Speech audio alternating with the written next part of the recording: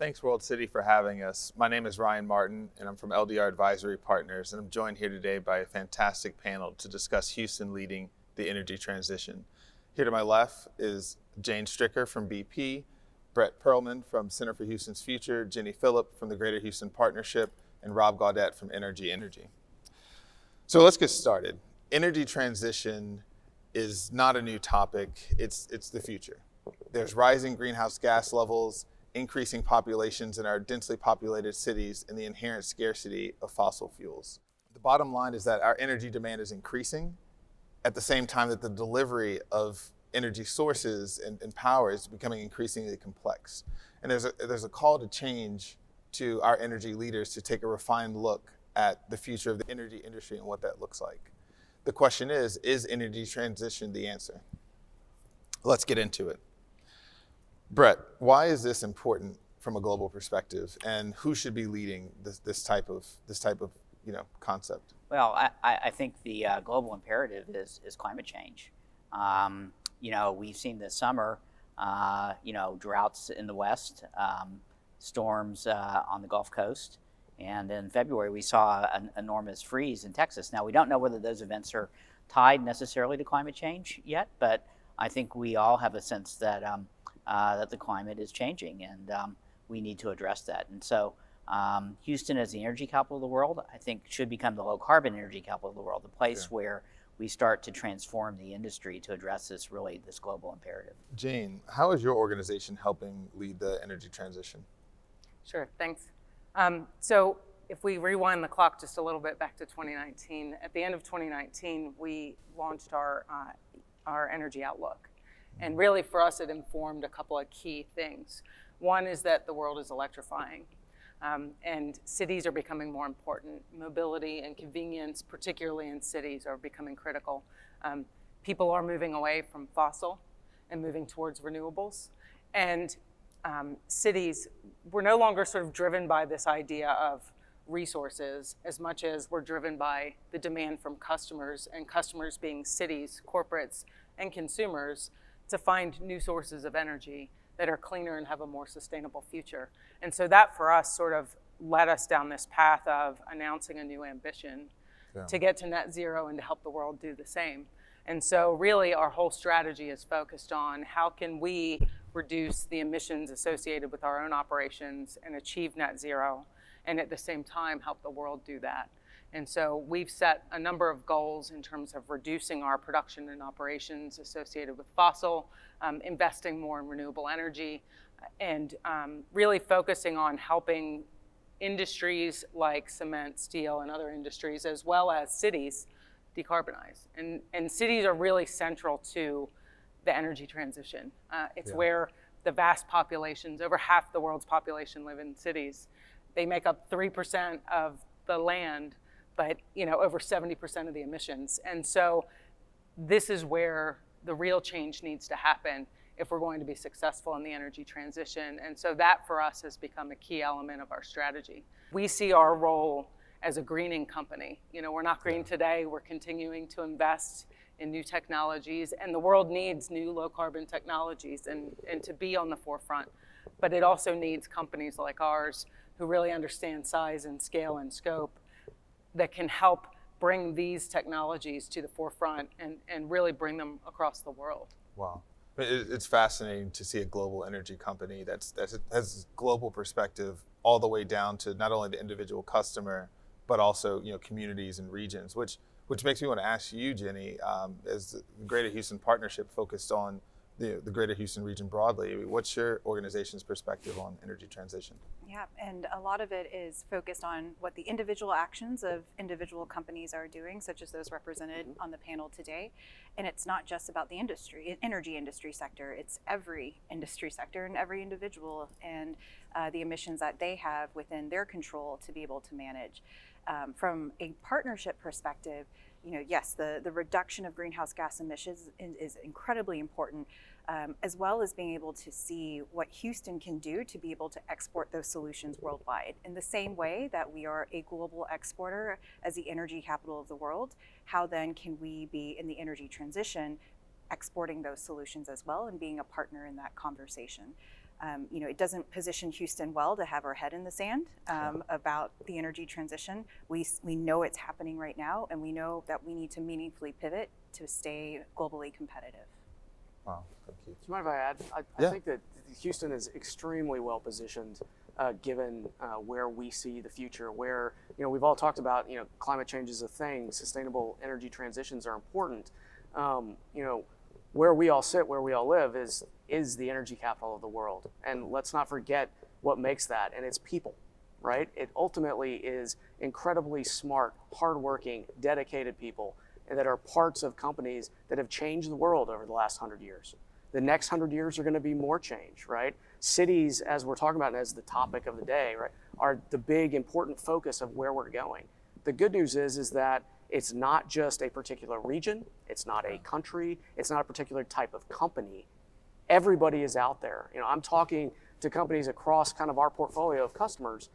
Doesn't matter the region, doesn't matter the industry, they are all under pressure, self-induced and externally induced, to make something happen around the sustainable energy transition. That's an opportunity for really smart people in Houston to create value for companies inside the city and outside the city. And I think we're really, really well positioned to make that happen. It's actually something to get really excited about. Yeah, I love that. And that brings me to my next question, pointed towards you. How can we decarbonize energy production, and what types of renewables or low carbon alternatives exist? So the great news on the electric side is we've got some pretty solid technology, right? You have wind and solar that have, from a cost perspective, dropped dramatically as far as getting it done and getting it on the ground. We have companies that are really good at making it happen. Some sit at this table, right, or on these chairs. The next step in electrification is storage, right? And where we are on storage is where we were, in my mind, my opinion, 20 years, 15 years ago from a wind and solar perspective. We have the technology, we know what it takes, but there's a ramping of getting costs down, making it really accessible to a lot of people. But we're going to get there, and we've got smart people working on it. And then when you think about what that means from where this goes and what this means for the cities and the technologies around renewables, we have really smart folks working hard on problems that are complex, that are long-term, that right now are expensive. But the great news is so is everything that we've worked on in this business for the last 50 to 100 years. I think that technology will continue to move with our customers. And the great news is you have things going in two directions that support ultimately the energy transition. Prices and technology continue to improve. Yeah. Demand for that technology, focus from industries, and focus from consumers as individuals and cities like the city of Houston continues to increase. Yeah. When you have those two trends, great things happen. I want to circle back to this point and really focus on, first starting maybe with Jane, and then Rob, if you could follow up. What areas can Houston lead in this energy transition, and why? I think anything associated with energy, Houston really has the opportunity to lead on and is already leading on. I think, when I look at all of the things that have been happening in Houston just in the last year, in 2020, the city announced its climate action plan. The Greater Houston Partnership has announced its strategy for driving the energy transition. We've had an entirely new innovation district pop up in the city of Houston with a very strong focus on clean and green energy technologies. And so all of those things, the goal of the Climate Action Plan was to have 50 new Energy 2.0 startups by 2025, and I think they're already there, or if not very close to that number already, in terms of new organizations, new companies coming in with new technologies. And so, there's a huge opportunity, to Rob's point, around taking really smart people in the city that are figuring out what the next thing is in energy, in the same way that we have always historically figured out what the next thing is in energy. And then beyond that, I think, areas like hydrogen development, carbon capture technology. US is the world leader on carbon capture technology today. And Houston and Texas has sort of the bulk of that capability and technology here, and is positioned geographically and from a capability standpoint to really drive those sorts of technologies forward. So CCUS and hydrogen, I think, are probably two of the biggest areas where I see opportunity for us in the near term. The way I would follow that, because I agree with everything was said, the other piece that, the place where Houston can lead, one, we can lead as a city. We can lead as a municipality, which we do. We're the largest renewable buyer as a municipality. My company worked with the city and the mayor to make that happen.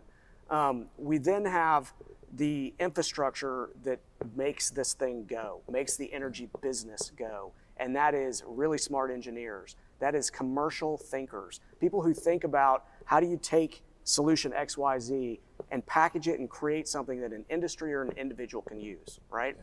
And then, I hate to be the bearer of bad news, but everything we do involves legal work, right? We have the best energy lawyers in the world in this town. And that is an advantage. Now, I'm not a lawyer, so I'm not self-promoting, but it's very good to have smart people who can help paper commercial deals like that. So you have a leading city, you have leading capabilities kind of across the spectrum of what you need, and then we have a major industrial base which ultimately supports creating high impact solutions over time, whether that's hydrogen, carbon capture. We also have a city where almost 50% of our emissions is transportation. Yeah. And the mayor's leading on electrification of vehicles in this town. That's a big step forward as far as making an impact from a climate change perspective. And we're going to do it in the city of Houston, and then we can export it around the world. Yeah. One thing I think is we have lots of problems that we can solve, and what we need is smart people to help solve them in Houston. And I think if we embrace this idea that Houston can be the center of the universe for solving these big, audacious goals, I think we'll have people flocking to Houston really to be part of this. And so I think our real challenge is a resource challenge, is getting people to know that Houston is the place where these problems are going to be solved. We're not the enemy. We're the place where this revolution can occur. And if we can convince people and overcome sort of the perception that we're opposed to the energy transition, but in fact are going to lead it, then I think Houston will become the place for all these solutions. I know that we're speaking to a global audience who may not be familiar with Houston in the way that the panelists are. And so some of this may be surprising, some of it may be met with some cynicism, and that is on us as a city and as companies to prove the investments that we will be making, that we have been making. Frankly, Houston has always had a hard time telling its story well, whether it's about energy or other factors, and that's why this kind of forum is fantastic. And I think there is going to be hopefully a perception change on this. And one thing people don't realize is that we actually don't drill for any oil and gas in the city of Houston limits, right? Like we do none of that. So it really is about the expertise around these complicated projects. And, in addition to legal, it's the financing piece. Yeah. After the shale boom, you started to see a lot of that come to Houston, even before, but really just multiplied then. So when it comes to just very complex projects that we do all around the world, that is applied to these energy transition projects as well. And building off Jane's point about the innovation ecosystem and attracting these Energy 2.0 companies, we're fully aware that we do not have the kind of presence from the 2.0 companies that we would hope to have in 2050 to be able to meet our ambitions. And so what we hope for startups to understand, for VCs to understand, is that Houston is the laboratory for the energy transition. There are industry companies here who want to partner and want to be able to commercialize these new technologies. And so, what we can do with our higher education institutions, what we can do with our innovation ecosystem that's here, and what we can do to try to attract more of that to Houston as well is incredibly important for our future. Exactly. We have a large arm of our organization that is focused specifically on venturing and Launchpad and really helping drive those new technologies and filling our own gaps in capability in new energy technologies and using our organization as a springboard to help them launch and really drive that transition. And so I think there's so much opportunity here that people need to understand. One thing that's very apparent, and for the global audience, it's definitely very apparent in Houston that energy is really the lifeblood of all aspects of life, right? So everything from the products we use, the clothes we wear, how we get to work, and a lot of times in Houston, the jobs that we go to.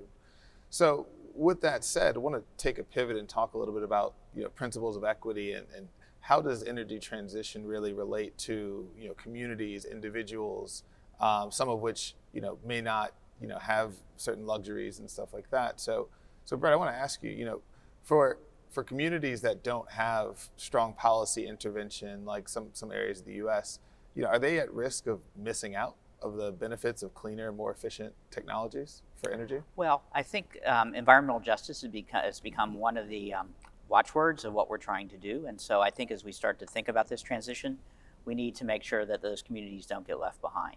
And so a lot of the work we're doing is thinking about this in a different way. It's thinking about how can we make equity a part of the energy transition. And I think even a few years ago, we weren't thinking quite of equity as part of this transition. So I think that we need to make sure that the benefits of the transition affect everybody. And if you think about it, it's not just about climate change, it's about air pollution as well. And a lot of the communities that are disadvantaged are communities that are mostly affected by air pollution and chronic disease. And so if we can start to think about this, equity is a big component of this, I think we're going to see all kinds of improvements. And so I think that has to be one of the key parts of what we're trying to create here. For sure.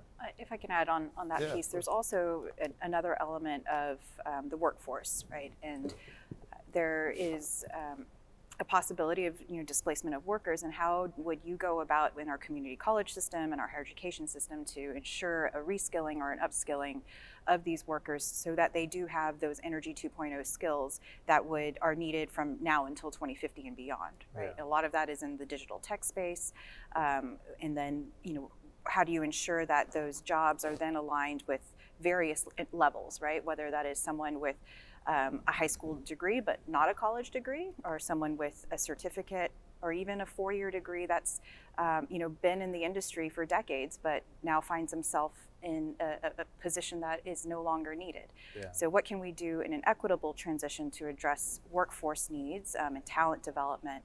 And then the other piece is on affordability. And I'm sure Rob's got a lot to say on that piece, but I think a lot of policies that we've seen put in place across the US and across the world, we're having a keener interest in what is the impact to those low-income households, where a price increase in their energy bill really does have quite a bit of a effect on all their other abilities as a household. And so if there's more keen thinking that can be developed around energy affordability, that's, I think, incredibly important for how the energy transition plays out equitably. Yeah, so let me try to tackle that in 3 spots. First, we'll just kind of probably go in reverse. Talk about affordability. Right now in Texas, we can do electricity programs with customers that are lower than or at least equal with the prevailing traditional power rates. That's possible, and it's doable, and we do it every day. So the more you increase renewables, the more you ultimately lower prices over time. You have to be smart about how you use it. You have to be smart about how you support the grid. But those are pieces that are being worked through and ultimately will drive prices down, right? And so we take care of everybody in the spectrum and get prices down for customers. So that's a great thing. Then let's talk about workers.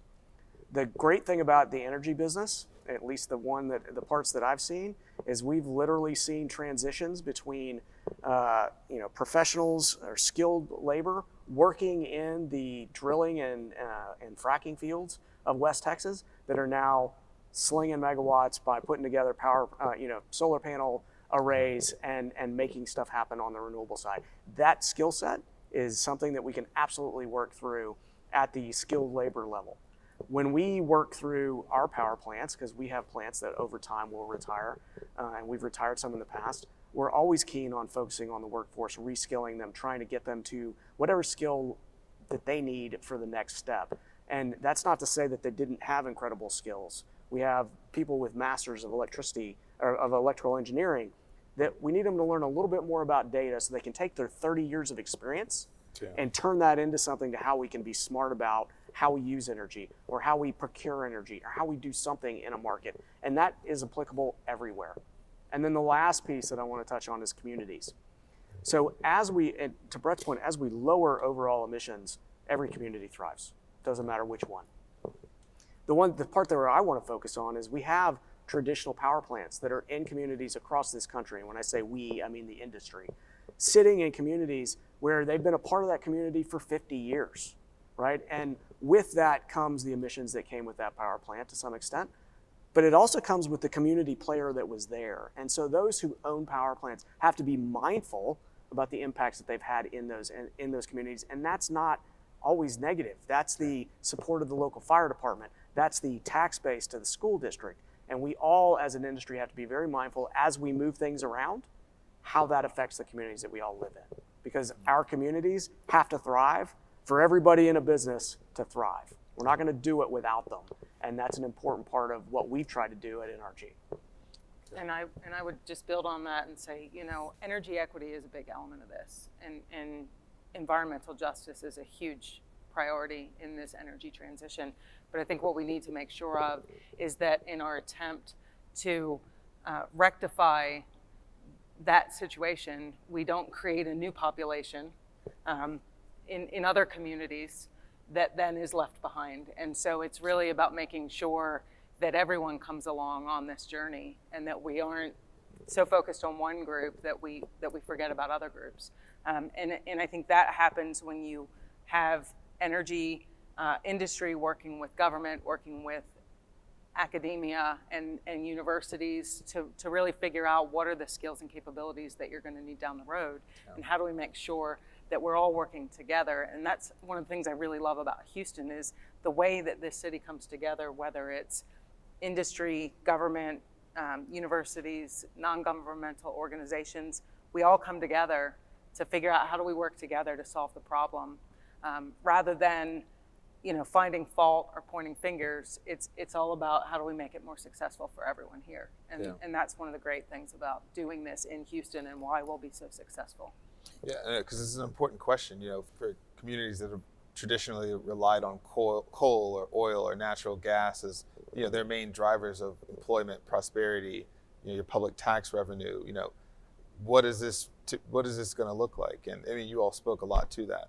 So Rob, for people who you mentioned earlier that, that there's a historical injustice around environment where like power plants and coal plants were located in the past, and it seems like it's a chance to start anew, start fresh, looking at energy transitions, new sources of power.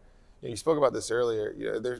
There's certain things that you see at NRG, maybe specifically in terms of how this could look different going forward. So we've had power plants in all kinds of neighborhoods across the country, and we've closed power plants in lots of in areas and communities. And what I'll tell you is that the impacts are kind of multifaceted. There is I can remember power plants that I used to commercialize now decades ago that is now being revitalized as a waterfront kind of venue for the community in California, right? That's one example. Another, I saw a power plant in Europe that's been completely redone and turned into a convention center like this one, right? Yeah. And so people are being smart about what you do with the physical kind of asset involved. The piece that I was talking about earlier is there's more to it than the building. There's more to it to whatever it did, right? There are contributions into the communities at large, whether it be employment like you talked about, and that could be the guys who work in the plant or the food shop outside of the plant or the trucking company that hauls stuff for the plant, right? There's a chain, just like in everything else. Those are impacted as decisions around plants are made. And as the energy transition happens and we move from centralized generation in some places to distributed generation or big solar fields in the middle of the desert, that's going to have an impact. The part that's important is that we're mindful of it and that we remember the impact as an industry, regardless if you make power, whether you produce gasoline, whatever it is, the impact that you have in your community, and make sure that as we make decisions, we're still mindful of the impacts of that particular community, whether it's the fire department or the schools or the school system, right? There are lots of people who benefit, or there are lots of benefits built in to our industry, because that's the roots of what we've done. This has always been a community-driven, community-focused kind of effort, right? Yeah. You can't go drill for oil in a neighborhood or in an area without getting to know them. You can't produce electricity in a community without knowing the fire department. All of these things have been part of who we are and what we do, whether it's regulated or deregulated. It's all been kind of entwined. And so, kind of the earlier points made, you don't just rip it out and expect, just great things. You have to be mindful about what you do.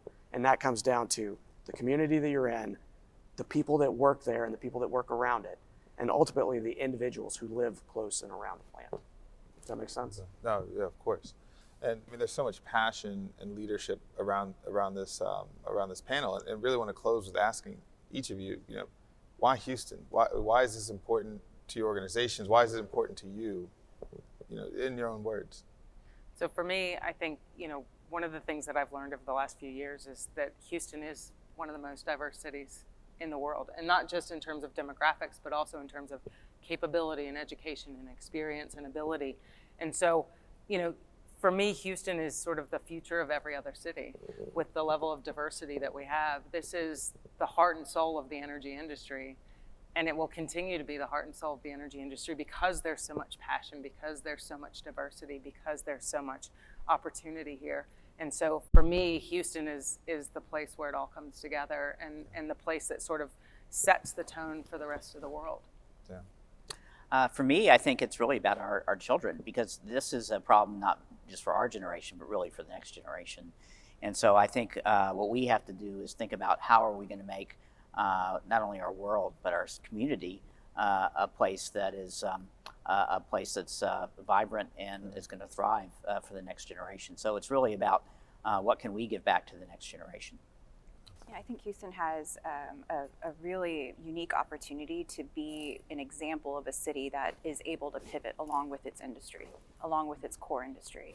There are so many cities that we can cite where that pivot did not occur in tandem. And what that has done to decimate school systems and communities and quality of life and job opportunities, period.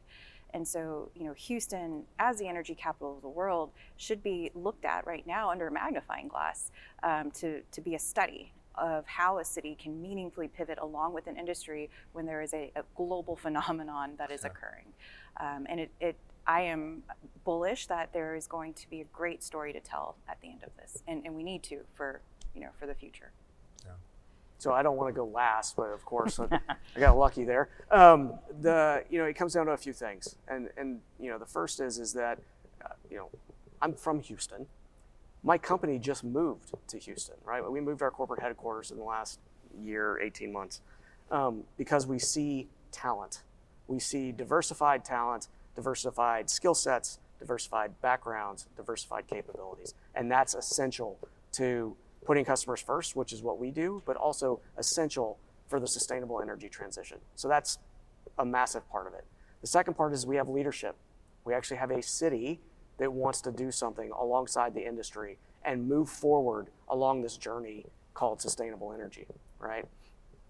And then, the third part is that Houston has all of the in a microcosm, it has all of the capabilities and abilities to solve these problems, and we have a history of being able to export that expertise across the world, right? The point was made earlier, this is a global issue.